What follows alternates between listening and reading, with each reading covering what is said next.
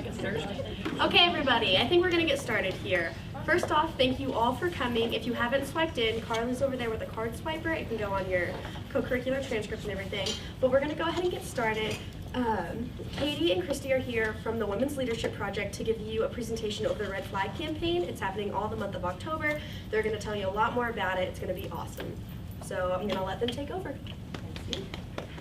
As Jasmine said, my name is Katie, and this is Dr. Christy Brungar, and we work in the Women's Leadership Project, which is housed in the Center for Civic Leadership over in Custer Hall. Today we're going to talk about the Red Flag campaign as well as bystander intervention. So what is the Red Flag campaign? It's a public awareness campaign designed to address dating violence and to promote its prevention on college campuses.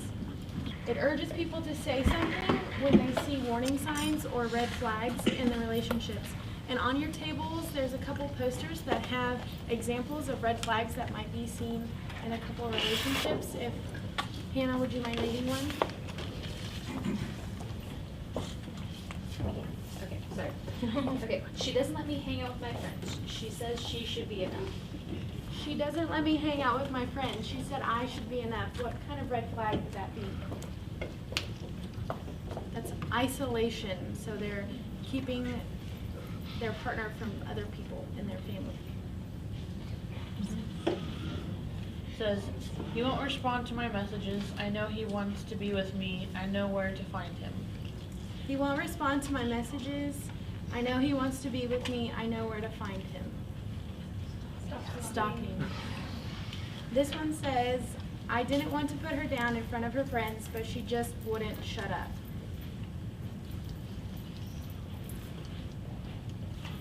Verbal abuse. Verbal abuse, emotional abuse, very good. You'll see several of these posters around campus throughout the month of October with several different red flags, and you can identify them by looking at the back of them as well. So I'm going to talk about the stuff that makes your eyes glaze over, but I think we kind of have to set the tone for, how bad is it. But I also would like to introduce Carly Sneeden. Carly's waving at you. Carly also works in the Women's Leadership Project. She thought she had class right now, so she didn't think she could do this, and her class got canceled, so here she is. So swiping cards. So Carly, you will also see running around campus with Katie doing all kinds of Red Flag campaign things. And I also would just like to say thank you to all of you for coming to our presentation today. We appreciate that, and now that I've been nice, I'm going to dump a bunch of statistics on you. So, we tried to put a statistic up here for some various different types of dating violence. So, of course, the rape one is always the one that everybody hears about, I think, the most. But this part of it is shocking to me, that 58% of rape victims report that their rape happened when they were between the ages of 12 and 24. Nearly 1 in 5 college women during their years on a campus, nearly 1 in 5 will be sexually assaulted, and 1 in 16 undergraduate men, same thing. That's a statistic I think a lot of times people leave out, and it's really horrible because it does happen to men as well. And I believe we have to be very inclusive when we talk about these things because it happens to everyone. 1 in 6 women will be victims of stalking, as will 1 in 19 men. I might add that that's not just stalking in person. A lot of stalking anymore is done with a phone. And it's a felony in all 50 states, so you might just want to be careful about that. 57% of students who report having been in an abusive relationship report that it did happen while they were in college. So I think even though statistics are boring, these are some things that we all kind of need to have in our minds about how bad is it. And so another one that I think is particularly important, if we have any first-year students here, 1 in 3 of those who are sexually assaulted on campus, 1 in 3 will be first-year students. And so that is a phenomenon that everybody knows about, and it's really tough knowing what to do about it, but it is a real thing. And then the last one is, no, not the last one. 25 to 33% of all LGBT relationships are abusive. So you see that number is even higher. And 60%, so all these reports and all these stats about sexual assault, 60%, it's estimated, go unreported. So can you only imagine how bad it would be if everyone did report? So what is something that we can do about it? Jackson Katz is a prevention specialist. He has developed a program called the Mentors in Violence Prevention Program, or MVP for short, and the peer leadership model. And then these are 3 primary prevention goals that he has within that model. The first one is to increase awareness of relationship abuse. The second is to challenge stereotypes in social settings about gender and sex relationships and how these messages play into violence and bullying, as well as to inspire leadership by building intervention skills to affect social norm change. So we're talking about peer leadership and what are some of the things that we can do. Well, first we have to know about it. We have to think we can do something about it, and then you need to work with other people and get it done. But I want to talk to you about something that happened a long time ago, but that really is integral in what we're going to talk about today, and that is the bystander effect. Has anybody ever heard of the story, a very sad story, of Kitty Genovese in 1964 in New York? Anybody know that? What can you tell us about that? I just know about like the brutal attack. Yeah, brutal attack on this young woman named Kitty Genovese in outside her apartment, and a guy comes up and stabs her. Some other guy says, hey, quit that. So the guy runs away, leaves her alone. But then the guy who first said something went into his apartment. So here comes, is that all sounding familiar to you? Here he comes back, stabs her some more. Somebody says, hey, no, don't. But then somebody that said that just left. And so the attacker left again. So 3 times this guy's coming back. And when the police investigated this case, they went around and talked to everybody that they could find. And it ends up that throughout that process, and it was over a period of time, throughout that process, 38 people saw at least some of what was happening, and nobody did anything. And so today, when we talk about bystander intervention, I wanted you to know that this all really started, this whole bystander effect, because since then there's been a tremendous amount of research. If you're in psychology or any type of sociology, is that where you've heard about this? Yeah.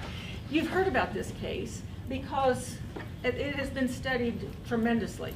And what they have found, these researchers have found, is the larger the group of people is, the less likely anyone will do anything. So your odds are higher that you will be an effective bystander if you're by yourself and see something happening than if you're with 38 people, which seems kind of weird. Is that the way you're remembering it? Yeah. So it seems kind of odd, but that's where the whole bystander effect really started. And so now we're going to go on and talk to you more about bystander intervention. So a bystander is someone who is present in a situation and chooses not to react or get involved, so they're very passive. The bystander effect is just like what Chrissy was talking about. One person will more likely offer to help when they're alone rather than a group of people. And then an active bystander is people or a person who are aware of an abusive situation and choose to speak up and say something or do something without putting their own safety at risk first. So this next little video is just an example of how you could be a bystander or an active bystander. And it is also an example of the bystander effect.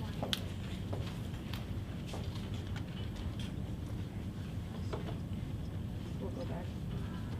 It's just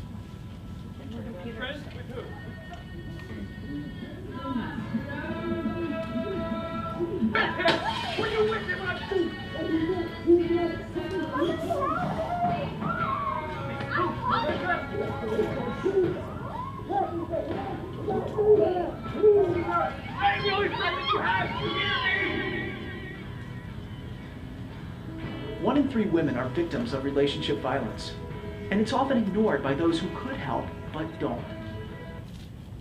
So that's by the One Love Foundation, and you may remember several years ago a young woman was murdered by her ex-boyfriend in Virginia, and her name was Yardley Love.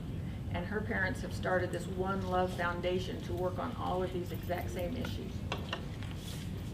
So I just want you to think about, yourself. Have you ever been a passive bystander before? Where you knew the situation was wrong, something didn't seem right, but you were like, oh, I just don't think I want to get in the middle of it.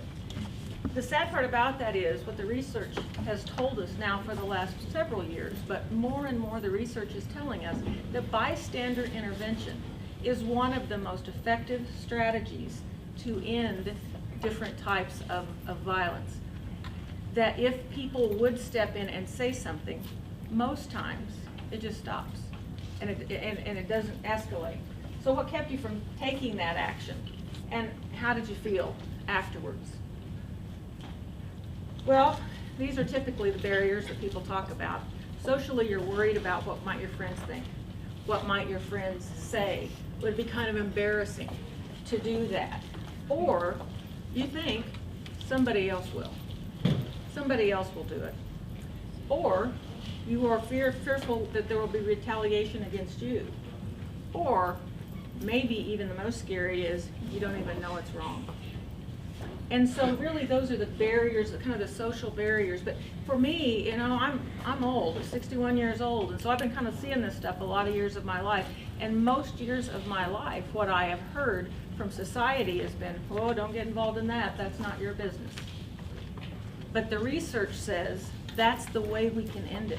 So we're here to tell you today, if you can do it in a safe way, make it your business. So the first, I can't remember.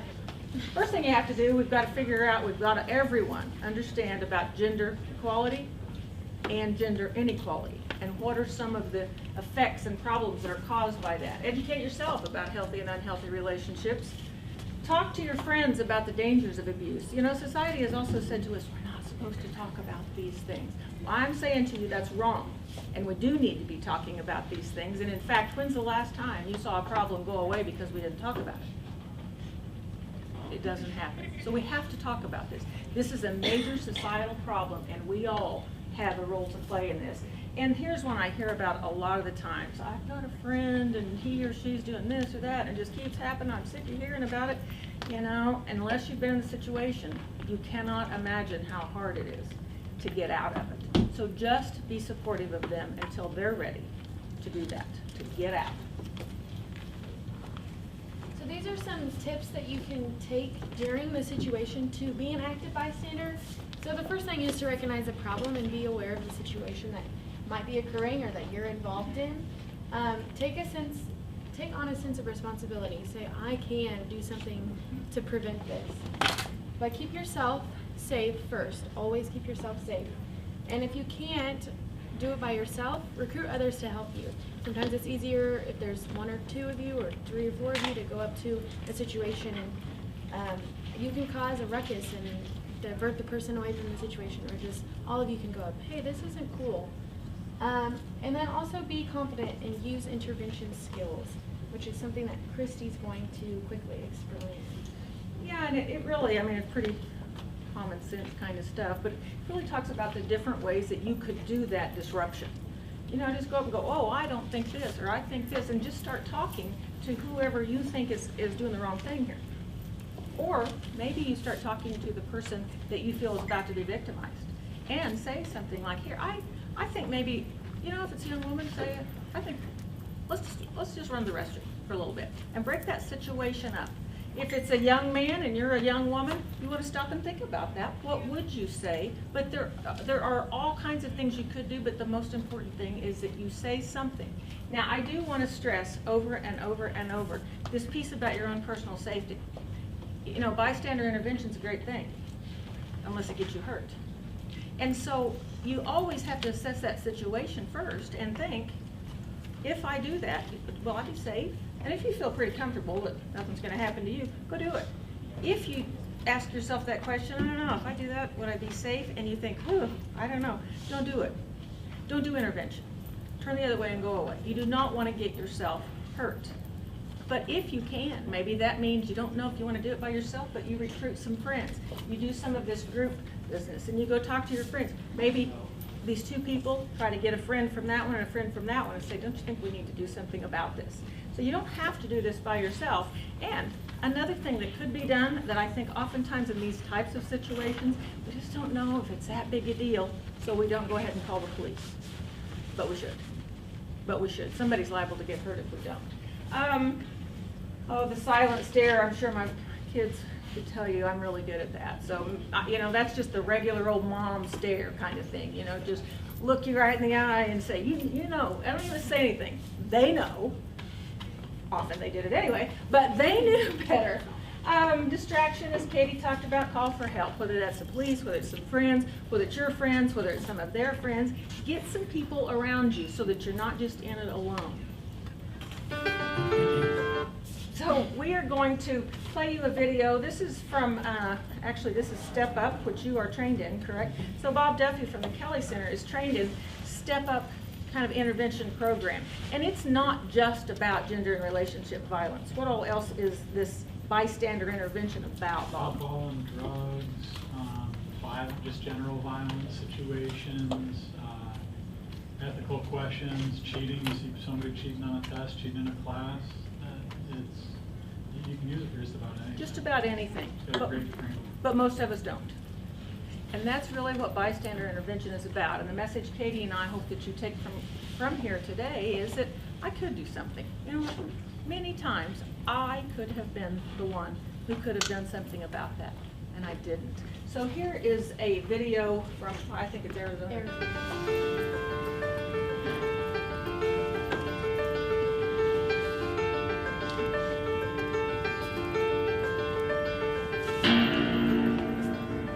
The Step Up training program is very important because we all need to have each other's back as human beings. Nothing could be worse than seeing something happen, not doing something, and walking away knowing that you could have done something. Step Up is important because it gives you the necessary tools to stop a negative situation before it happens. Sometimes people don't help because they don't notice what's going on. As soon as you notice something, do something. I pledge to pay more attention, to be more aware of my surroundings. Sometimes people don't help because they're not really sure if it's a problem. If you think something is wrong, it probably is. I pledge to find out more if something is unclear. Better safe than sorry. Sometimes people don't help because it's hard to go against a group. But I am not a sheep. I am not a sheep. I am not a sheep.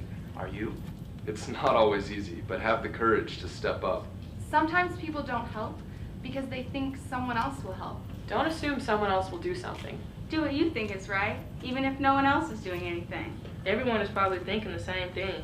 I pledge to take personal responsibility to help. To be the first. If not you, then who? Sometimes people don't help because they don't know what to do. I pledge to learn what to do depending on the situation. To learn how to help directly and indirectly. What you say matters. What you do matters. What you stand for matters. Kindness matters. Sometimes people don't help because they think the cost is too high. But what are the costs of not intervening? Where do you draw the line? Nothing is more important than someone's health and safety. I pledge to intervene more. To intervene early. Before the problem becomes bigger. Be smart, be safe, but intervene. Do something. Do something? What are you so afraid of?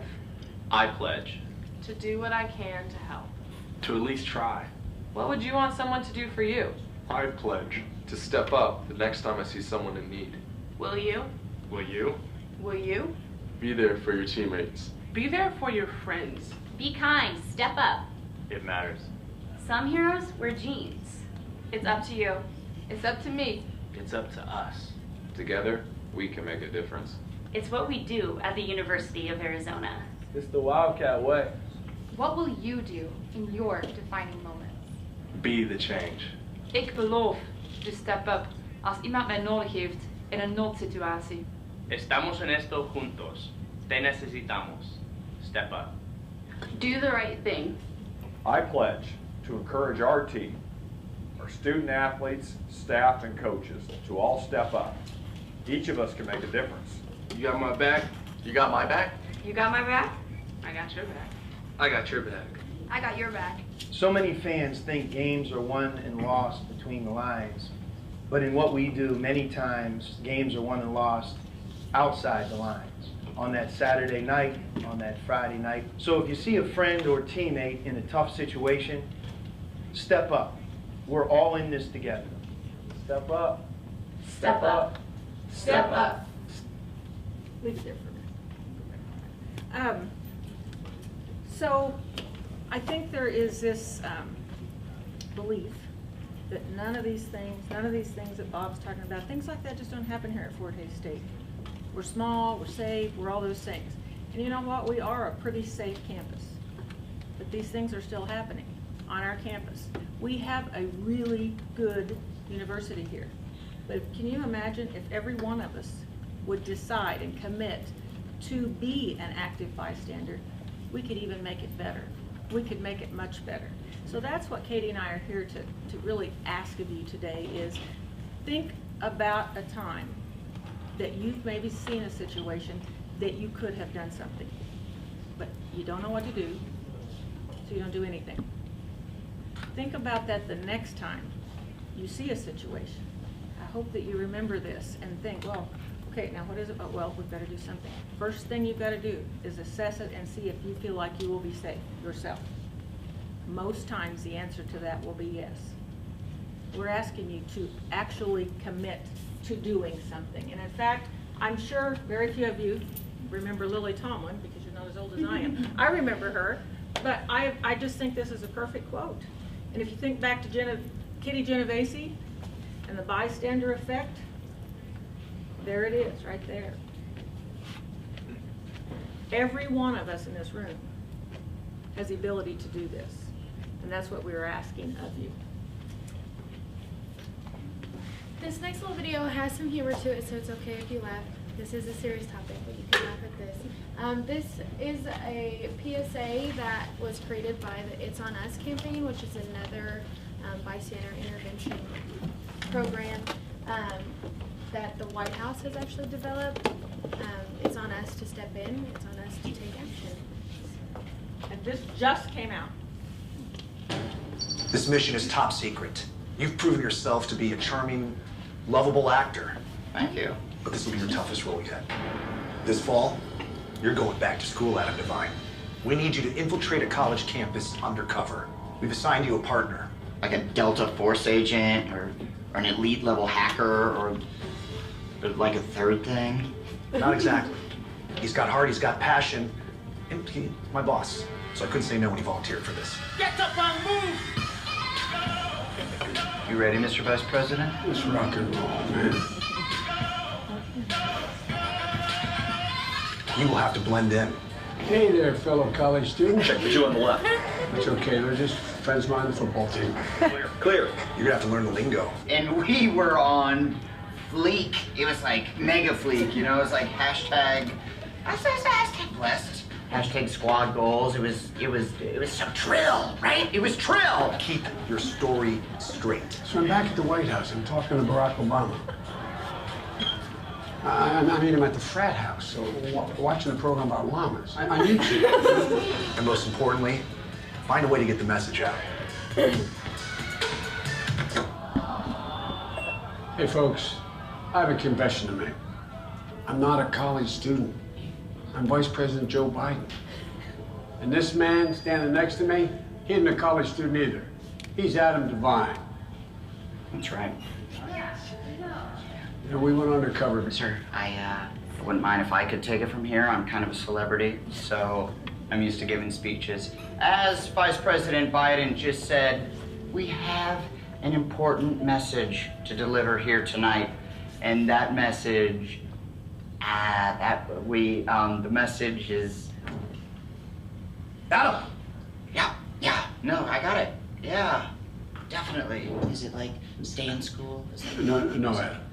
Our message is serious. 1 in 5 women and 1 in 16 men are sexually assaulted by the time they leave college. And we can all work together to change that. Wow, okay. That is way above my pay grade, so I am not qualified to talk about that. Look, that's the point. You are qualified. Everyone in this room is qualified. It's on all of us to change the culture and prevent sexual assault. So, like, if you see, like, a buddy and he's talking to someone that's too drunk to consent, you tell that buddy, like, yo, buddy, chill. And then you make sure that drunk person gets home safe, right? Exactly, exactly. You got this. It's easy to make a difference this school year. So go take the pledge at itsonus.org. Because college should be a safe place for everybody. Now, let's all work together to make it that way. Who's with us? Ooh, oh my gosh, my heart is racing. Oh, thank you so much for helping me back there, sir. Don't mention the party. Speaking of helping me. Look, Adam, you cannot take Air Force 2 to Ibiza. Fine. Okay, what about Air Force 3? There's no such thing, pal. Right, got it. What about Air Force 4? Is it Air Force 5 of it? I will go to Air Force 9. I think that's just a commercial airline. So I want to give you a little bit of background about why Joe Biden is in this video.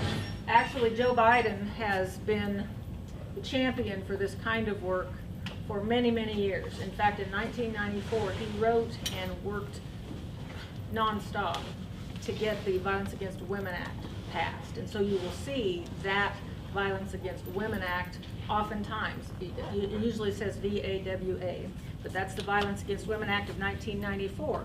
It started out about violence against women. Today, it is more about we've got to reduce gender and relationship violence for everyone. And so Joe Biden has been the champion for this work, and obviously he's still working a lot on this. And I will say that in the general population, out amongst the regular folks of communities, domestic violence has dropped by about 50% since the Violence Against Women Act. But there's two populations that it's going up dramatically in: middle and high schools and college campuses. And so that's why we believe it is so important for us to have this conversation.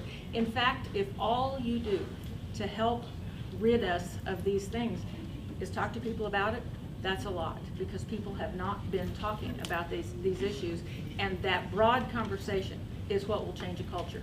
So I hope that if nothing else, what you will do is talk about it. And what we will try to do throughout this month is make it easier for you to do that. We'll have posters about the Red Flag campaign that you can say, hey, have you read this yet? Have you looked at that? We'll have things in the union. Katie's going, I'll let you tell them more about what all is coming up for the Red Flag campaign. So tomorrow, the Women's Leadership Project will be in the union, just at a regular table with some information about the Red Flag campaign, and we'll also be selling some t-shirts. They're $5. It's these little ones right here that have different red flags on them, so you could be easily wearing your shirt and talk about red flags in relationships that are displayed on the shirt. This Friday at 5:30, we'll be at the men's soccer game, and then at 8, we'll be at the women's game. We also are having, I'm trying to think of the sports team. Oh no, you just said all of those. So Saturday the 15th, we'll be at the volleyball game, and then Saturday the 22nd, the football game. Carly and I have met with a lot of athletic teams already. All of those that we've listed, soccer, volleyball, and football, have already met with us, and they have all taken a pledge to intervene and not be perpetrators for any dating violence or sexual assaults.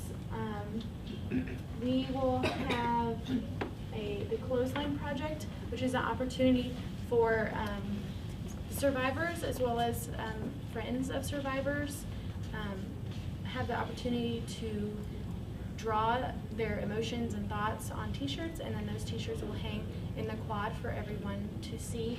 That is on October 25th, which is a Tuesday, from 4:30 to 6. And then we'll be having some other just tables in the union throughout the month, and the campus will be covered in red as the month goes on. So hopefully you'll stop by the table in the union. How many of you have sat at a table in the union and tried to sell an idea or sell a product? How many of you done that? It's awful, right? It's awful. Because what do people do? Ooh. Well, let me tell you, if you're talking about this stuff, they run faster. So what you could do when you come in there with your friends is just come up to that table and they'll be going, I want to talk about this. And you can say, well, come on, let's just learn a little bit more about it. You'll be doing work to try to reduce gender and relationship violence if you do that. Those of you who've sat at the table, you absolutely should do that because you know how bad it is to sit there. It's just like the magnetic opposite force. They just go the other direction, especially when you're talking about this. So with that, it looks like we did pretty good. We were hoping to leave 30 minutes or so to have some discussion because this is a tough conversation to have, and I imagine oftentimes you don't have it with your friends. So I guess the first thing I would ask is, I don't want you to say it yet, and you might not say it at all, but how many of you have ever witnessed a situation that now looking back, you think, I probably could have done something about that? How many, put your hand up if you've ever witnessed a situation like that? Probably half of the people here, or in fact, probably over half of the people here. Now, this is the tough one. Did you do, now and I'll have to say I would not put my hand up on this because I never used to do it either, but did you do? If you've witnessed a situation like that, did you intervene in any way? Some of you have, good for you. Those of you who have not, or just all of us, I mean, what are the things, what are the reasons that you just don't? What are some of those reasons? It's embarrassing. You don't want to look like a nerd. Physically intimidated. Good. What else? Sometimes you worry that you might make it worse. Sometimes you worry you might make it worse. Now, so if you worry you might make it worse, should you intervene? Yes. I don't know. That is such a... I think maybe it depends on like the situation. Because I know it was one time last year when I first started college, I remember like it's still like, and like this presentation brings it back to me that maybe I could have done something or should have. But I remember I was just walking, I think there were like 2 other people with me, 2 other girls, and we watched like somebody that you could maybe assume that they were together, but they were walking and you could see that the girl, like it looked like the male she was with was very angry, her shoulders were hunched, and she just looked very uncomfortable, and they were walking, and like we all looked at each other and we talked about it among ourselves, like that doesn't look right, like should we go say something, and like we didn't. And like this time like always brings it back to me that like maybe that was a situation that I could have done something. But like at the time we were like, well, we don't know them, we don't know their relationship, we don't know what's happening. It's not our business. Yeah. Yeah. I mean, there's all kinds of reasons why we don't, and it's tough. But I contend that a lot of the reason we don't is because we've never talked about it, and we've never really talked about ways we could, and we've really never talked about how important it is that we do. And I want to be sure and stress to you, it's not just Katie and I telling you this. There's a lot of academic research, there's been a ton done by Dr. Jackson Katz, but many others as well, that say such a huge percentage of the time, say you're at a party, you see something getting out of hand, if you just walk up there and say, not cool, what are you thinking? It usually stops it, probably for several reasons, but much of the reason people give is because that person that's doing the bad thing knows that you have seen it. Somebody knows exactly who's doing this thing. And so usually they quit doing that thing. But as a society, we have told all of us, don't get involved, it's not your business, stay out of that. I'm telling you it is. It is your business. And I want to give you a statistic that I think, as a taxpayer, I think makes it my business every time I hear about it or see about it. And this is a staggering number, and I've looked it up numerous times thinking that just can't be right. But if you look at all of these issues, the impact of gender and relationship violence, if you looked at the economic impact to this country, because if you take into consideration lost days at work, medical expenses, oftentimes counseling expenses, if you just go through all the different things that are caused by gender and relationship violence annually, every year in this country, it costs us $8 billion of lost whatever, wages, medical bills, whatever, $8 billion. Well, that's got to come from somewhere. And as a taxpayer, it makes me a little nervous, thinking maybe I ought to be trying to do something about this. And so there's all kinds of reasons why we should. There's a moral reasons, there's all kinds of reasons. There's also a financial reason why it is our business and we should all be involved. So what are some thoughts or questions or arguments you have about any of the things Katie and I have talked about today? Because if we're here to encourage you to talk, then we better talk to you. So what thoughts do you have or questions? I know this is tough stuff, but who else has a comment? Yes. Do you think that the statistic was higher in the LGBTQ community because people less talk about the LGBT community or their body sex? I expect so. I don't know that. Is there anybody, I mean, do you know anything about that? I suspect it's a couple of reasons. One of them being that the LGBT community is less likely to want to be outed, and there's that fear anytime anything happens to them, to explain the situation, they're going to have to discuss that. I think that's a piece of it. The intimidation factor, I think there's a lot of reasons for that. And I'm sure you probably all know him, but I want to be sure you understand that Bob Duffy is with the Kelly Center, and we are a very fortunate campus because you all get free services at the Kelly Center, and there's certainly not that case on a lot of college campuses.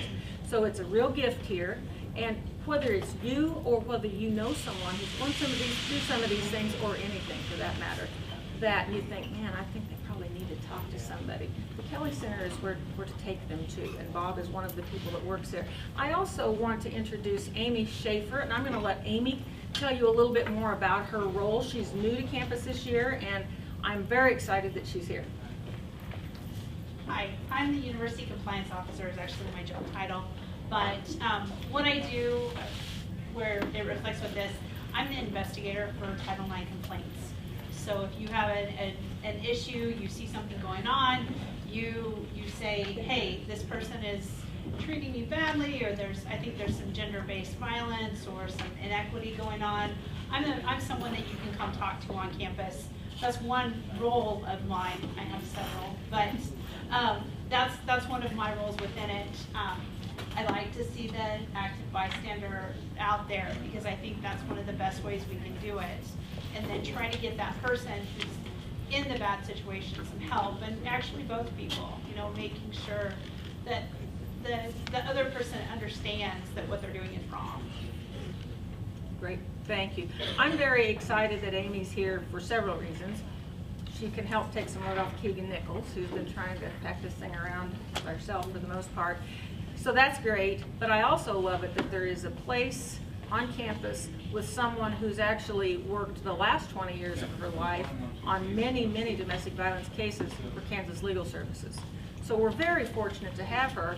And so here's somebody who knows a lot about the complexities of all these gender issues, because they're all the dynamics are just crazy complex. And Amy knows those.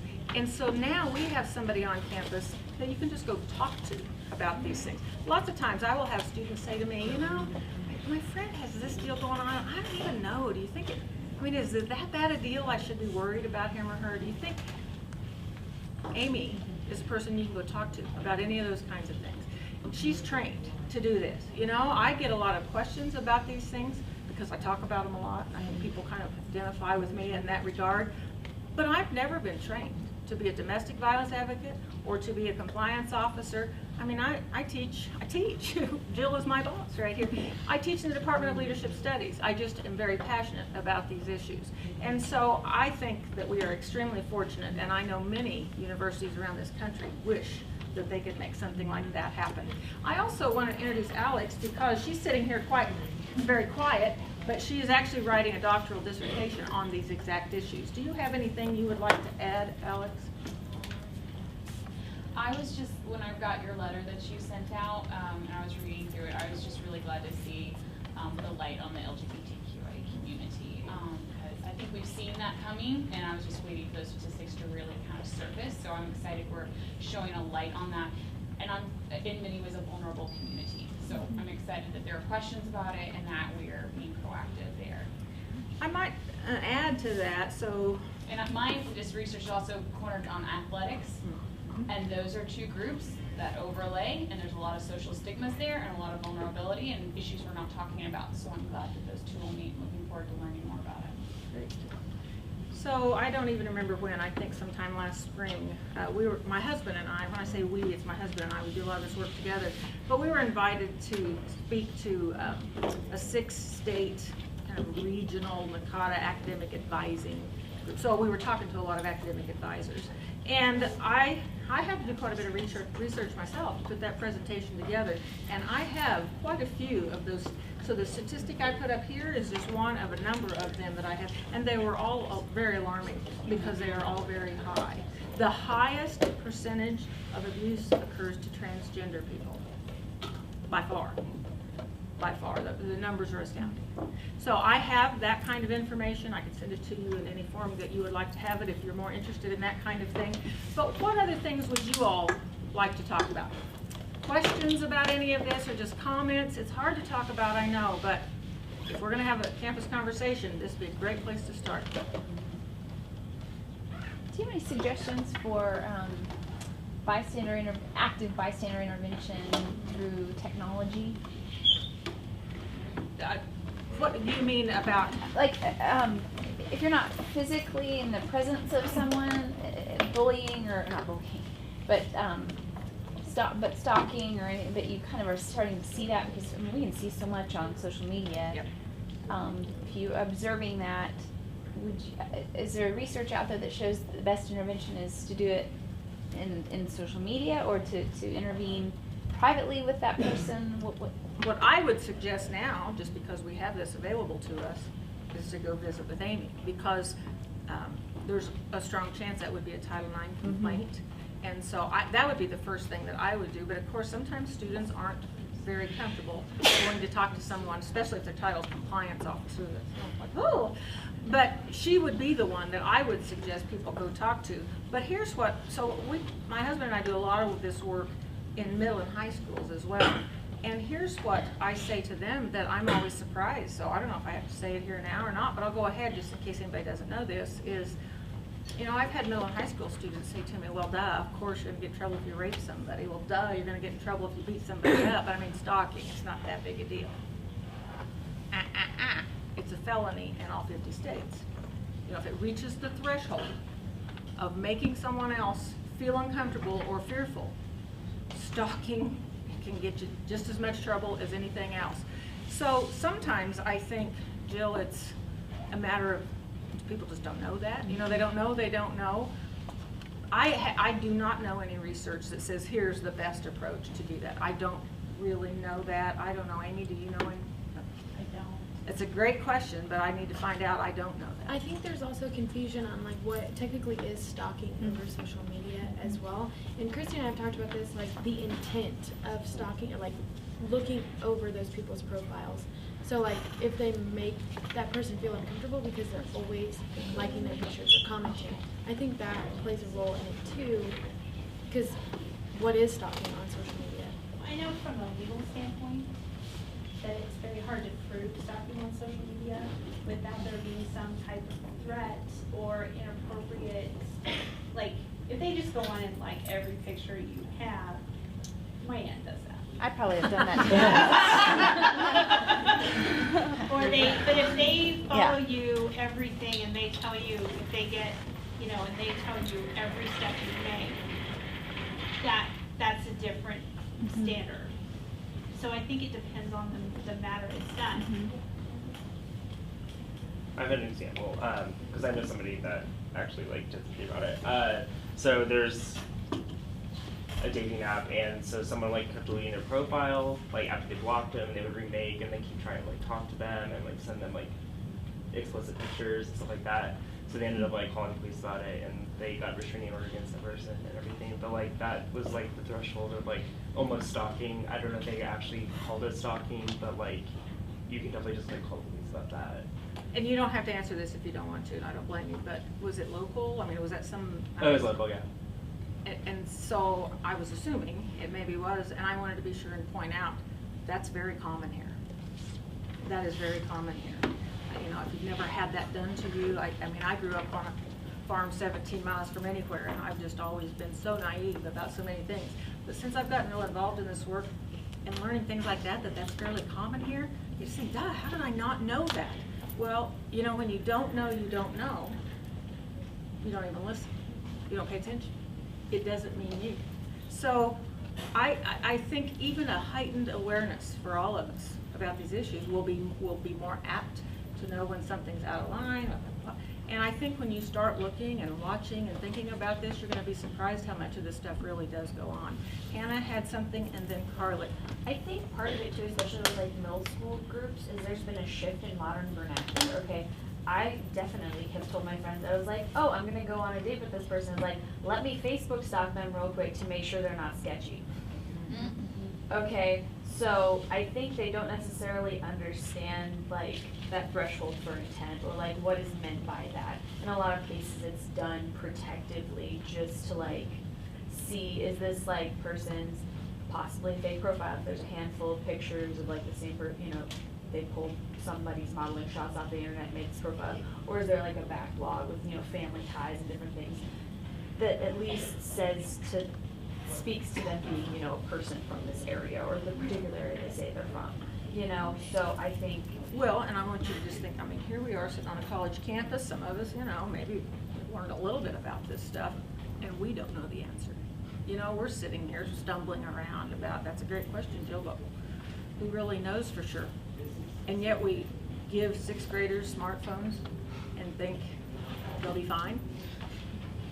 And that's what I'm seeing more and more. I mean, I've seen some 4th graders with smartphones with access to everything. Now, I want you to just think about some of the things you've seen on your phone and think about a 4th grader seeing that. I believe this work is being driven to much younger ages because of that. Because I have many times said, we work with a lot of middle schoolers and high schoolers, and I've often said these middle schoolers know more about sex than I did when I got married. Because they do. They know a lot. They've seen a lot, and that's not going to change. Technology will not go backwards, so that's never going to change. What has to change is how we deal with it, and that's going to mean we have to talk about it, including we have to talk to them. Of course, I would talk to them a little different than I would talk to you, but we have to talk to them. Carly. On the digital dating abuse and then stalking online, we're actually one of the other student coordinators, which is Candace Wright. She couldn't be here, she had class. But her and I have been kind of looking up statistics for our board for our booth because we know that it's a new topic. And you can go on to loveisrespect.org, and they have some examples of what is digital dating abuse and kind of what is stalking online, and just kind of an overview of what digital dating abuse is to them. Like having them check your cell phone multiple times, giving them your passwords, and then they've said, and they've done the research and proven that once you give your partner your password, you're 10 times more likely to have some sort of abuse through social media. That's what they found. Then them just going in and controlling your profiles for you. So if you see like those kind of behaviors, they're saying to kind of be aware of that in those situations. But if you want to go to loveisrespect.org, they have a lot of really good facts. And then there's some also really great websites that we use multiple times. We have examples of some of those. And if you would like to know some of those after the presentation, we can give you a list. And there's some of them Obviously, right they're there. pretty small, you can't read them, but we will send you this slide if anybody is interested in having some more resources, and we could make 10 slides because there's a lot of resources out there. Most people just didn't realize they were and didn't know how to find them. You know, there was one thing else that I wanted to say that I think, though you're not 6th graders, I talked to middle and high school students about this, and many of them, and especially their teachers, are like, why did we never connect that before? But when I go talk to middle and high school students, I'll say to them, how many of you have been hearing about don't be a bully since you were in preschool? And of course, every hand in the place goes up. Probably would be the same if I asked you all that. And then I say, what is bullying? So, you know, I usually get something about this when somebody makes you do this and you didn't want to do that, you know, something like that. And I usually then say, so you're saying that bullying is just about one person saying, I'm going to hold the power and control over another person. Yeah. And then I say, what worries me about the bullying prevention movement is I fear we forgot that when those preschoolers get into 5th grade, early 6th grade, 7th grade, the bullying is still happening, but oftentimes the behaviors change. The bullying behaviors are different when you're in middle and high school. And I worry that we have not prepared students to know that. And so that has been something that I think has been important for me to understand, because the one thing I do know about domestic violence, dating violence, sexual violence, it is about power and control. Bottom line, it is about power and control. And if we aren't geared to recognize that, it could easily happen to us, to somebody we know. So that's what you watch for, is that power and control and bullying type behaviors. If you see somebody, you know, if you're seeing it when they're out in the open, can you only imagine what it's like otherwise? So anybody else have a comment or a question? I know we've got to wrap up here. I know you guys have been working in conjunction with the Janus campaign, and they've done some self-defense seminars with the DT club on campus. There's also an Aikido and Jiu-Jitsu club on campus, and we have seminars every semester. Oh, okay. Great to know. Throw Can you that leave out us your information? Sure. Yeah, that'd be great. Because, you see, I mean, don't know, you don't know. There's a prime example. I knew that there were those clubs. Duh, never connected the dots. You know, never. Sometimes, you know, people just need to talk about it to connect the dots, and there's a prime example of that, whether it's gender-based violence or whether it's self-defense or whatever. Last fall, the sensei they brought in, isn't he defense tactics? I mean, he's across the board. Oh, yeah, one of the instructors we had in last spring, he'd gotten like Cop of the Year in New York, and he's a defensive tactics instructor. So he's like the guy who would train Trains the trainers. Okay, all right. Yeah, leave us your information. That'd be great. Thank you all for coming, and thank you for a good conversation. We appreciate it, and I hope we see you around campus. We'll have red flags, and I hope you have people to come read them. So thank you very much.